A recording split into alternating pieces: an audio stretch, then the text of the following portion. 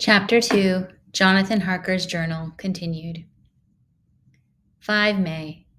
I must have been asleep, for certainly if I had been fully awake, I must have noticed the approach of such a remarkable place. In the gloom, the courtyard looked of considerable size, and as several dark ways led from it under great round arches, it perhaps seemed bigger than it really is. I have not yet been able to see it by daylight. When the caleche stopped, the driver jumped down and held out his hand to assist me to alight. Again, I could not but notice his prodigious strength. His hand actually seemed like a steel vice that could have crushed mine if he had chosen. Then he took out my traps and placed them on the ground beside me as I stood close to a great door, old and studded with large iron nails, and set in a projecting doorway of massive stone. I could see even in the dim light that the stone was massively carved, but that the carving had been much worn by time and weather. As I stood, the driver jumped again into his seat and shook the reins. The horses started forward, and trap and all disappeared down one of the dark openings. I stood in silence where I was, for I did not know what to do. Of bell or knocker there was no sign. Through these frowning walls and dark window openings, it was not likely that my voice could penetrate. The time I waited seemed endless, and I felt doubts and fears crowding upon me. What sort of place had I come to, and among what kind of people? What sort of grim adventure was it on which I had embarked? Was this a customary incident in the life of a solicitor's clerk sent out to explain the purchase of a London estate to a foreigner? Solicitor's clerk! Mina would not like that. Solicitor, for just before leaving London I got word that my examination was successful, and I am now a full-blown solicitor. I began to rub my eyes and pinch myself to see if I were awake. It all seemed like a horrible nightmare to me, and I expected that I should suddenly awake and find myself at home, with the dawn struggling in through the windows, as I had now and again felt in the morning after a day of overwork. But my flesh answered the pinching test, and my eyes were not to be deceived. I was indeed awake and among the Carpathians. All I could do now was to be patient and to wait the coming of the morning. Just as I had come to this conclusion, I heard a heavy step approaching behind the great door, and saw through the chinks the gleam of a coming light. Then there was the sound of rattling chains and the clanking of massive bolts drawn back. A key was turned with a loud grating noise of long disuse, and the great door swung back.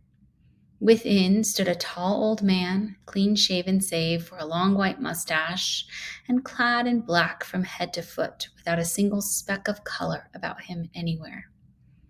He held in his hand an antique silver lamp, in which the flame burned without chimney or globe of any kind, throwing long quivering shadows as it flickered in the draught of the open door. The old man motioned me in with his right hand with a courtly gesture, saying in excellent English, but with strange intonation, "Welcome to my house. Enter freely and of your own will." He made no motion of stepping to meet me, but stood like a statue, as though his gesture of welcome had fixed him into stone. The instant, however, that I had stepped over the threshold, he moved impulsively forward, and holding out his hand, grasped mine with a strength which made me wince, an effect which was not lessened by the fact that it seemed as cold as ice, more like the hand of a dead than a living man. Again he said, "Welcome to my house. Come freely, go safely, and leave something of the happiness you bring."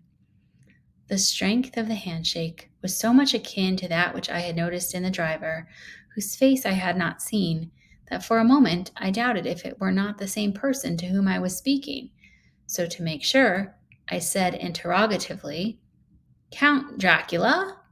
He bowed in a courtly way as he replied, "I am Dracula, and I bid you welcome, Mr. Harker, to my house. Come in. The night air is chill, and you must need to eat and rest." As he was speaking, he put the lamp on a bracket on the wall, and stepping out, took my luggage. He had carried it in before I could forestall him. I protested, but he insisted. "Nay, sir, you are my guest. It is late, and my people are not available. Let me see to your comfort myself." He insisted on carrying my traps along the passage, and then up a great winding stair, and along another great passage on whose stone floor our steps rang heavily. At the end of this, he threw open a heavy door, and I rejoiced to see within a well-lit room in which a table was spread for supper, and on whose mighty hearth a great fire of logs, freshly replenished, flamed and flared.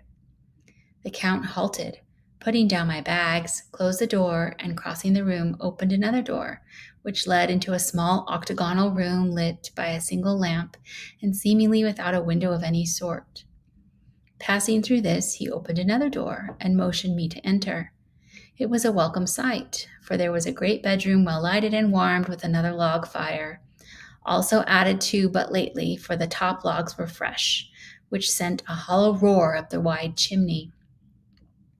The Count himself left my luggage inside and withdrew, saying before he closed the door, "You will need, after your journey, to refresh yourself by making your toilet.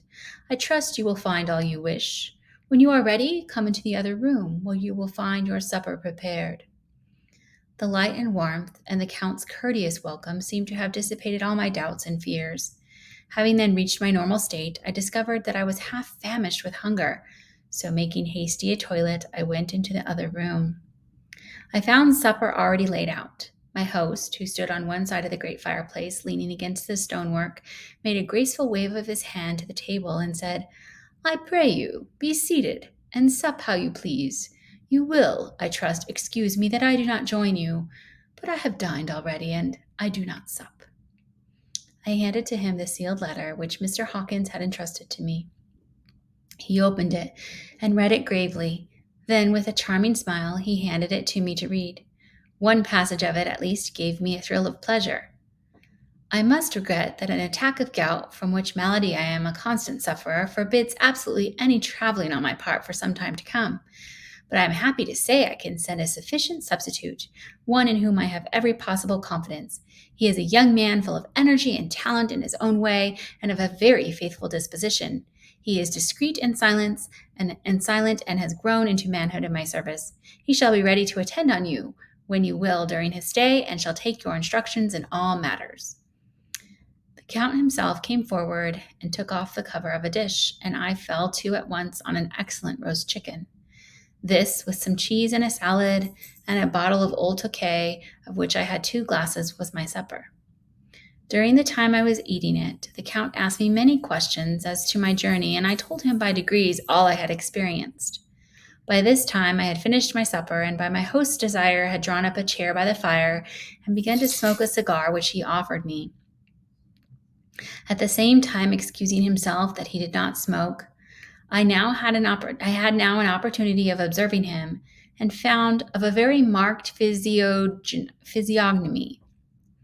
His grace was a very strong, aquiline, with high bridge of the thin nose and peculiarly arched nostrils, with lofty domed forehead, and hair growing scantily round the temples but profusely elsewhere. His eyebrows were very massive, almost meeting over the nose, and with bushy hair that seemed to curl in its own profusion. The mouth, so far as I could see it under the heavy mustache, was fixed and rather cruel-looking, with peculiarly sharp white teeth. These protruded over the lips, whose remarkable ruddiness showed astonishing vitality in a man of his years. For the rest, his ears were pale, and at the tops extremely pointed. The chin was broad and strong, and the cheeks firm though thin. The general effect was one of extraordinary pallor. Hitherto I had noticed the backs of his hands as they lay on his knees in the firelight, and they had seemed rather white and fine, but seeing them now close to me, I could not but notice that they were rather coarse, broad, with squat fingers. Strange to say, there were hairs in the center of the palm. The nails were long and fine, and cut to a sharp point. As the Count leaned over me and his hands touched me, I could not repress a shudder. It may have been that his breath was rank, but a horrible feeling of nausea came over me, which, do what I would, I could not conceal. The Count, evidently noticing it, drew back, and with a grim sort of smile, which showed more than he had yet done his protuberant teeth, sat himself down again on his own side of the fireplace. We were both silent for a while, and as I looked towards the window, I saw the first dim streak of the coming dawn. There seemed a strange stillness over everything, But as I listened, I heard, as if from down below in the valley, the howling of many wolves. The Count's eyes gleamed, and he said, "Listen to them, the children of the night. What music they make!" Seeing, I suppose, some expression in my face strange to him, he added, "Ah, sir, you dwellers in this city cannot enter into the feelings of the hunter."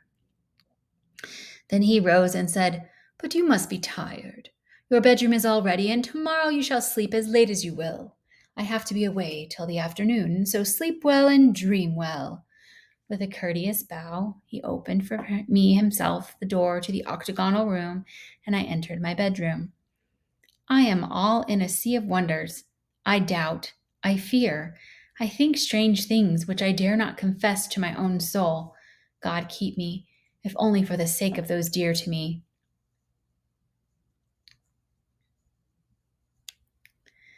7 May. It is again early morning, but I have rested and enjoyed the last 24 hours. I slept till late in the day and awoke of my own accord. When I had dressed myself, I went into the room where we had supped and found a cold breakfast laid out, with coffee kept hot by the pot being placed on the hearth. There was a card on the table on which was written, "I have to be absent for a while. Do not wait for me. D." I set to and enjoyed a hearty meal. When I had done, I looked for a bell so that I might let the servants know I had finished, but I could not find one. There were certainly odd deficiencies in the house, considering the extraordinary evidences of wealth which are around me. The table service is of gold and so beautifully wrought that it must be of immense value. The curtains and upholstery of the chairs and sofas and the hangings of my bed are of the costliest and most beautiful fabrics, and must have been of fabulous value when they were made, for they are centuries old, though in excellent order. I saw something like them in Hampton Court, but there they were worn and frayed and moth-eaten. But still, in none of the rooms is there a mirror. There is not even a toilet glass on my table, and I had to get the little shaving glass from my bag before I could either shave or brush my hair. I have not yet seen a servant anywhere, or heard a sound near the castle except the howling of wolves. Some time after I had finished my meal, I do not know whether to call it breakfast or dinner, for it was between 5 and 6 o'clock when I had it. I looked about for something to read, for I did not like to go about the castle until I had asked the Count's permission. There was absolutely nothing in the room, book, newspaper, or even writing materials, so I opened another door in the room and found a sort of library. The door opposite mine I tried, but found it locked. In the library, I found, to my great delight, a vast number of English books, whose whole shelves full of them, and bound volumes of magazines and newspapers. A table in the center was littered with English magazines and newspapers, though none of them were of very recent date.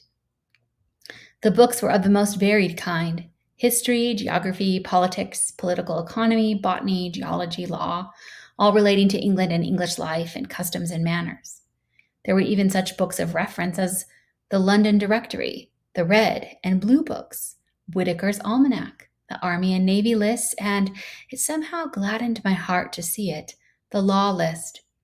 Whilst I was looking at the books, the door opened and the Count entered. He saluted me in a hearty way and hoped that I had had a good night's rest. Then he went on, "I am glad you found your way in here, for I am sure there is much more that will interest you.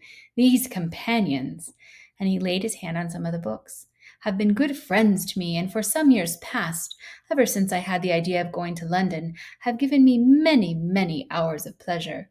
Through them I have come to know your great England, and to know her is to love her. I long to go through the crowded streets of your mighty London, to be in the midst of the whirl and rush of humanity, to share its life, its change, its death, and all that makes it what it is. But alas!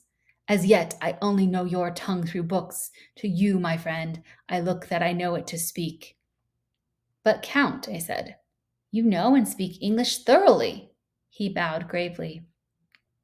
"I thank you, my friend, for all your too flattering estimate, but I yet fear that I am but a little way on the road I would travel. True, I know the grammar and the words, but yet I not know how to speak them." "Indeed," I said, "you speak excellently." "Not so," he answered. "Well, I know that. Did I move and speak in your London? None there are who would not know me for a stranger. That is not enough for me. Here I am noble, I am boyar, The common people know me, and I am master. But a stranger in a strange land, he is no one. Men know him not, and to know not is to care not for. I am content if I am like the rest, so that no man stops if he see me, or pause in his speaking if he hear my words. Ha ha! A stranger! I have been so long master that I would be master still, or at least that none other should be master of me. You come to me not alone as agent of my friend Peter Hawkins of Exeter to tell me all about my new estate in London. You shall, I trust, rest here with me a while, so that by our talking I may learn the English intonation, and I would that you tell me when I make error, even of the smallest, in my speaking. I am sorry that I had to be away so long today, but you will, I know, forgive one who has so many important affairs in hand. Of course, I said all I could about being willing and asked if I might come into that room when I chose. He answered, "Yes, certainly," and added, "You may go anywhere you wish in the castle, except where the doors are locked, where of course you will not wish to go. There is a reason that all things are as they are, and did you see with my eyes and know with my knowledge, you would perhaps better understand." I said I was sure of this, and then he went on.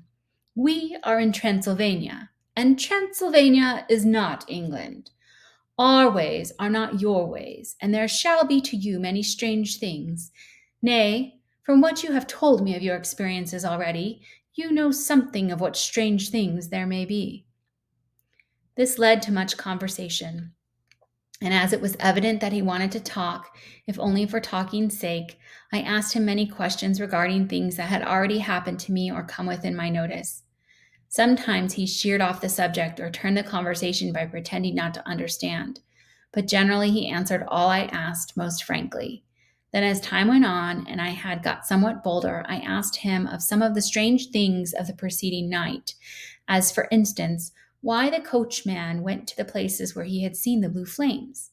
He then explained to me that it was commonly believed that on a certain night of the year, last night, in fact, when all evil spirits are supposed to have unchecked sway, a blue flame is seen over any place where treasure has been concealed. "That treasure has been hidden," he went on, "in the region through which you came last night. There can be but little doubt, for it was the ground fought over for centuries by the Walkian, the Saxon, and the Turk. Why, there is hardly a foot of soil in all this region that has not been enriched by the blood of men, patriots or invaders. In old days there were stirring times when the Austrian and the Hungarian came up in hordes, and the patriots went out to meet them, men and women, the aged and the children too, and waited their coming on the rocks above the passes, that they might sweep destruction on them with their artificial avalanches. When the invader was triumphant, he found but little, for whatever there was had been sheltered in the friendly soil." "But how," said I, "can it have remained so long undiscovered, when there is a sure index to it if men will but take the trouble to look?" The Count smiled, and as his lips ran back over his gums, the long, sharp canine teeth showed out strangely. He answered, "Because your peasant is at heart a coward and a fool. Those flames only appear on one night, and on that night no man of this land will, if he can help it, stir without his doors. And, dear sir, even if he did, he would not know what to do. Why, even the peasant that you tell me of who marked the place of the flame would not know where to look in daylight, even for his own work. Even you would not, I dare be sworn, be able to find these places again." "There you are right," I said. "I know no more than the dead where even to look for them." Then we drifted into other matters. "Come," he said at last, "tell me of London and of the house which you have procured for me." With an apology for my remissness, I went into my own room to get the papers from my bag. Whilst I was placing them in order, I heard a rattling of china and silver in the next room, and as I passed through, noticed that the table had been cleared and the lamp lit, for it was by this time deep into the dark. The lamps were also lit in the study or library, and I found the Count lying on the sofa, reading, of all the things in the world, an English Bradshaw's Guide. When I came in, he cleared the books and papers from the table, and with him I went into plans and deeds and figures of all sorts. He was interested in everything and asked me a myriad of questions about the place and its surroundings. He clearly had studied beforehand all he could get on the subject of the neighborhood, for he evidently at the end knew very much more than I did.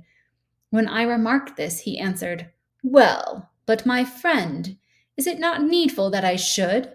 When I go there, I shall be alone, and my friend Harker Jonathan, nay, pardon me, I fall into my country's habit of putting your patronymic first. My friend Jonathan Harker will not be by my side to correct and aid me. He will be in Exeter, miles away, probably working at papers of the law with my other friend, Peter Hawkins. So, we went thoroughly into the business of the purchase of the estate at Purfleet. When I had told him the facts and got his signature to the necessary papers and had written a letter with them ready to post to Mr. Hawkins, he began to ask me how I had come across so suitable a place. I read to him the notes which I had made at the time and which I inscribe here. At Purfleet, on a by road, I came across just such a place as seemed to be required, and where was displayed a dilapidated notice that the place was for sale. It is surrounded by a high wall of ancient structure built of heavy stones and has not been repaired for a large number of years. The closed gates are of heavy old oak and iron, all eaten with rust. The estate is called Carfax, no doubt a corruption of the old quarter face, as the house is four-sided, agreeing with the cardinal points of the compass. It contains in all some 20 acres, quite surrounded by the solid stone wall above mentioned. There are many trees on it which make it in places gloomy, and there is a deep, dark-looking pond or small lake evidently fed by some springs, as the water is clear and flows away in a fair-sized stream. The house is very large and of all periods back, I should say, to medieval times, for one part is of stone immensely thick, with only a few windows high up and heavily barred with iron. It looks like part of a keep and is close to an old chapel or church. I could not enter it, as I had not the key of the door leading to it from the house, but I have taken with my Kodak views of it from various points. The house has been added to, but in a very straggling way, and I can only guess at the amount of ground it covers, which must be very great. There are but few houses close at hand, one being a very large house only recently added to and formed into a private lunatic asylum. It is not, however, visible from the grounds. When I had finished, he said, "I am glad that it is old and big. I myself am of an old family, and to live in a new house would kill me. A house cannot be made habitable in a day, and after all, how few days go to make up a century. I rejoice also that there is a chapel of old times. We Transylvanian nobles love not to think that our bones may lie amongst the common dead. I seek not gaiety nor mirth, not the bright voluptuousness of much sunshine and sparkling waters, which please the young and gay. I am no longer young, and my heart, through weary years of mourning over the dead, is not attuned to mirth. Moreover, the walls of my castle are broken, the shadows are many, and the wind breathes cold through the broken battlements and casements. I love the shade and the shadow, and would be alone with my thoughts when I may." Somehow his words and his looks did not seem to accord, or else it was that his cast of face made his smile look malignant and saturnine. Presently, with an excuse, he left me, asking me to put all my papers together. He was some little time away, and I began to look at some of the books around me.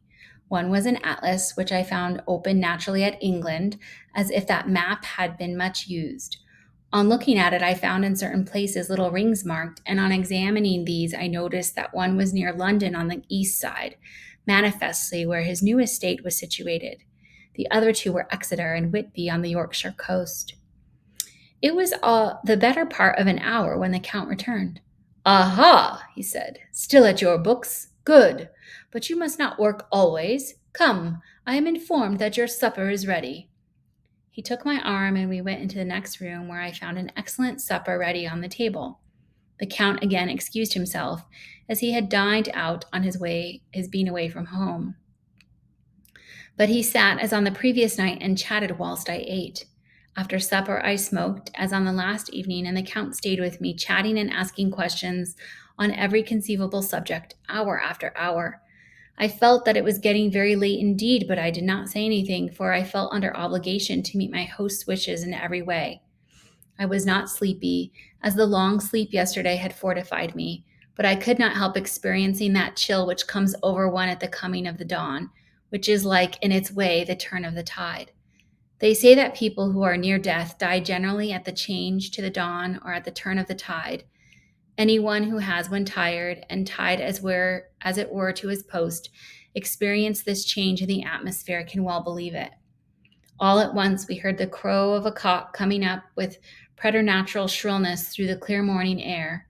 Count Dracula, jumping to his feet, said, "Why, there is the morning again! How remiss I am to let you stay up so long! You must make your conversation regarding my dear new country of England less interesting, so that I may not forget how time flies by us." And with a courtly bow, he quickly left me. I went into my own room and drew the curtains, but there was little to notice. My window opened into the courtyard. All I could see was the warm gray of quickening sky. So I pulled the curtains again and have written of this day. 8 May. I began to fear as I wrote in this book that I was getting too diffuse. But now I am glad that I went into detail from the first, for there is something so strange about this place, and all in it that I cannot but feel uneasy. I wish I were safe out of it, or that I had never come. It may be that this strange night existence is telling on me, but would that were all. If there were any one to talk to, I could bear it, but there is no one. I have only the Count to speak with, and he. I fear I am myself the only living soul within the place. Let me be prosaic so far as facts can be. It will help me to bear up, and imagination must not run riot with me. If it does, I am lost. Let me say at once how I stand, or seem to. I only slept a few hours when I went to bed, and feeling that I could not sleep any more, got up. I had hung my shaving glass by the window and was just beginning to shave. Suddenly, I felt a hand on my shoulder and heard the Count's voice saying to me, "Good morning." I started, for it amazed me that I had not seen him, since the reflection of the glass covered the whole room behind me. In starting, I had cut myself slightly, but did not notice it at the moment. Having answered the Count's salutation, I turned to the glass again to see how I had been mistaken. This time there could be no error, for the man was close to me, and I could see him over my shoulder, but there was no reflection of him in the mirror. The whole room behind me was displayed, but there was no sign of a man in it except myself. This was startling, and coming on the top of so many strange things was beginning to increase that vague feeling of uneasiness which I always have when the Count is near. But at the instant I saw that the cut had bled a little, and the blood was trickling over my chin. I laid down the razor, turning as I did so half round to look for some sticking plaster. When the Count saw my face, his eyes blazed with a sort of demonic fury, and he suddenly made a grab at my throat. I drew away, and his hand touched the string of beads which held the crucifix. It made an instant change in him, for the fury passed so quickly that I could hardly believe that it was ever there. "Take care," he said. "Take care how you cut yourself. It is more dangerous than you think in this country." Then seizing the shaving glass, he went on, "And this is the wretched thing that has done the mischief. It is a foul bauble of man's vanity. Away with it!" And opening the heavy window with one wrench of his terrible hand, he flung out the glass, which was shattered into 1,000 pieces on the stones of the courtyard far below. Then he withdrew without a word. It is very annoying, for I do not see how I am to shave, unless in my watch case or the bottom of the shaving pot, which is fortunately of metal. When I went into the dining room, breakfast was prepared, but I could not find the Count anywhere, so I breakfasted alone. It is strange that as yet I have not seen the Count eat or drink. He must be a very peculiar man. After breakfast, I did a little exploring in the castle. I went out on the stairs and found a room looking towards the south. The view was magnificent, and from where I stood there was every opportunity of seeing it. The castle is on the very edge of a terrible precipice. A stone falling from the window would fall 1,000 feet without touching anything. As far as the eye can reach is a sea of green treetops with occasionally a deep rift where there is a chasm. Here and there are silver threads where the rivers wind in deep gorges through the forests. But I am not in heart to describe beauty, for when I had seen the view, I explored further. Doors, doors, doors everywhere, and all locked and bolted. In no place safe from the windows in the castle walls is there an available exit. The castle is a veritable prison, and I am a prisoner.